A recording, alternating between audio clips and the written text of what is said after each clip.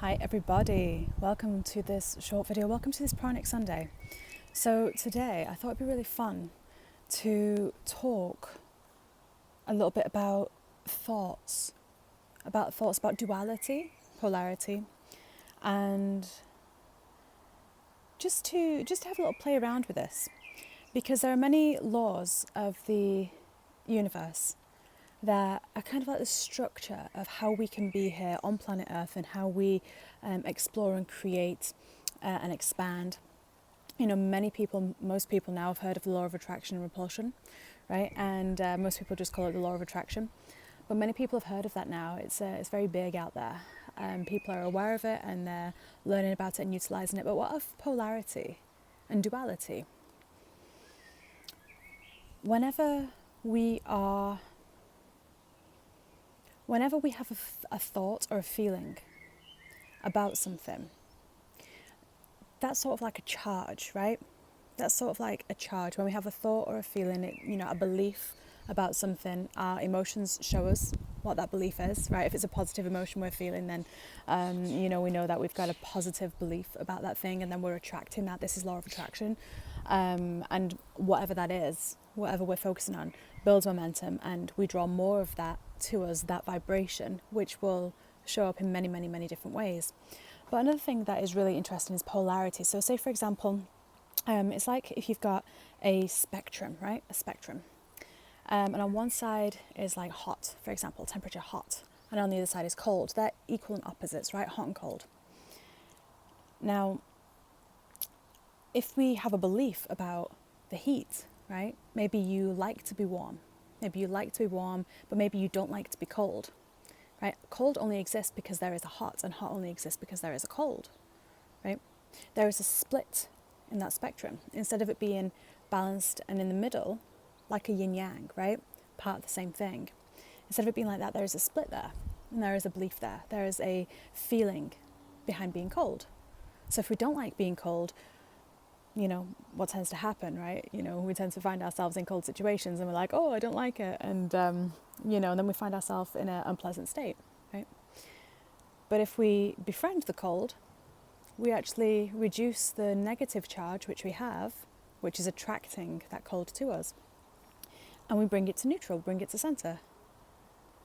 So then we get to choose.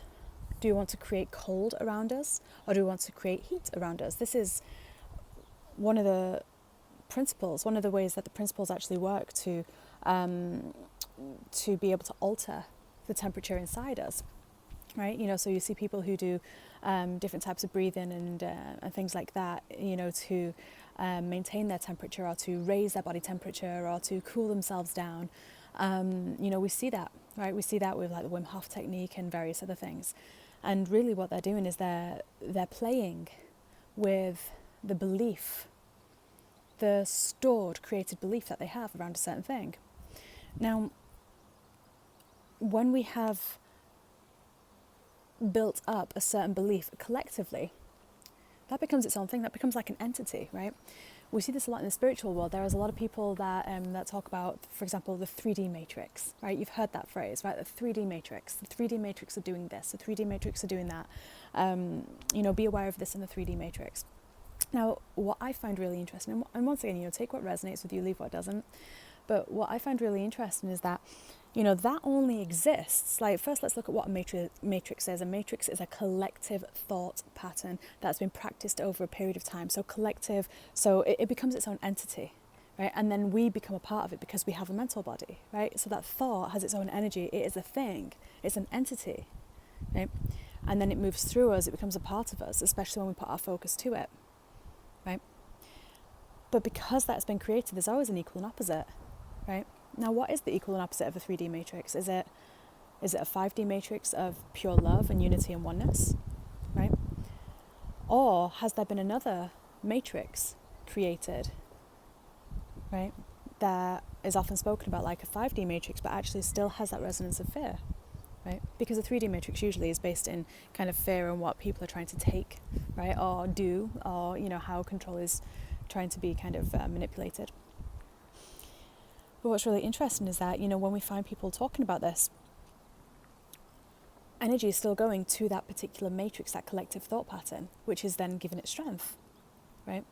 So when we really want to play with duality and polarity, we want to bring the poles in, right, so that they're balanced and in harmony, right?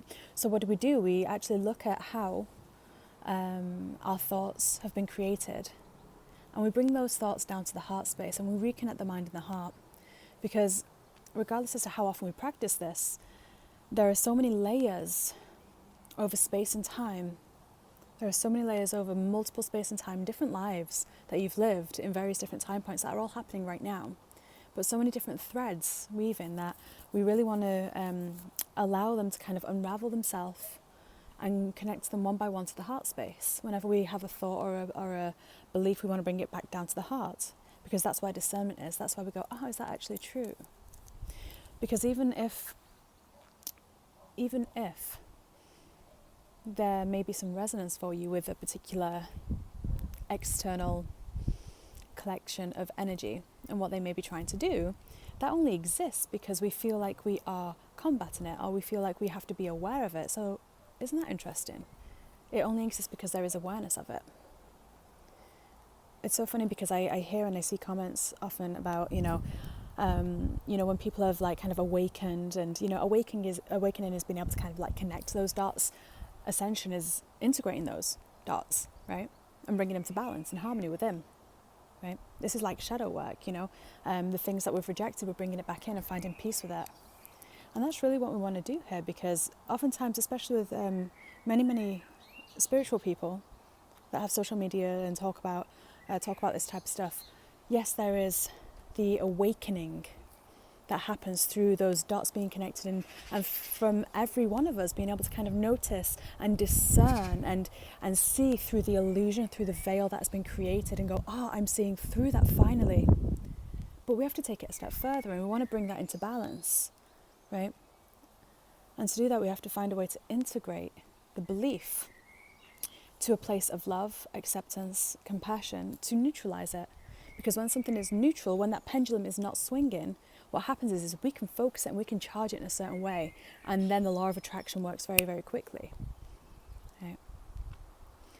I just found it really interesting to talk about today, because I was, I had some, like on my social media feeds, I saw a few posts about this, and I was like, I'm going to just meditate on that for a little bit and see what I feel, see what my heart space is telling me, see what my solar plexus is telling me, see what my mind, see what all aspects of me and the part of me that is connected to source when I'm breathing deeply and meditating wants to say about that. And it's like with anything, there is no one truth. Every single individual has a truth, but there is always this entity of a collective thought pattern, right? That is always flowing and moving through us and around us, right? So the true, in my opinion, the true inner power and sovereignty and authority within us is really being able to witness whatever may be occurring in the collective field, and instead of going, okay, that's happening, and focusing on that, we just let it move by, because it's not actually necessary for us to engage with that. Because if we do, whatever we focus on, whatever we engage with, whatever we allow ourselves to just pinpoint, we're bringing more of that in then, right? So if that happens, if you find that happening for yourself, let it come in. Let it come into your heart. Let it come into your heart. We recognize that the contrast, the polarity that's been created, the split in polarity that's been created for that is necessary in our growth, right? If we didn't have that, we wouldn't be expanding, So I just thought it'd be really fun to kind of talk about, and I'd love to hear your thoughts. I'd love to hear your thoughts, and kind of, if this has resonated in any which way, and if so, what's it unlocked for you? Because when we see people talking about, talking about this 3D matrix, regardless as to who they are, usually it's people in the spiritual world, there's still this aspect of polarity there, right? So once we have discerned that, recognized that, we don't need to carry on watching that particular conversation. We just bring it back in. We bring it back in, and we find peace within that, within ourselves, right? Because when something is neutral, when that pendulum is like this, it's just straight, you know, we get to then swing it whichever way we want to go. We get to then push it and magnetize it whichever which way, right? It's just energy. It's all just energy. And when we stop feeding an energy grid, or a matrix as some will call it, when we stop feeding it with our focus, our thoughts, it loses its life force energy. When we focus on something else, something completely different, whatever it is that we want to create, without engaging that, we are then letting our life force energy enter that space instead, right? Creating that instead, you know? So I just thought it'd be a little fun introduction to kind of, where do those thoughts come from? Do they really resonate with our heart space? Is it really a neutral thought, or is there still a very subtle underlying kind of worry, which there often is, if we have spent the time connecting with ourselves to a point of being able to discern our true feelings about something and asking ourselves, where did that come from? Is that really how my heart feels? Is that really how my higher self feels, my inner being feels, my source self, whatever you want to call that? I don't know, just fun to think about. Hope you're having a beautiful, beautiful day, everyone, and I'll see you soon for another video. Bye for now.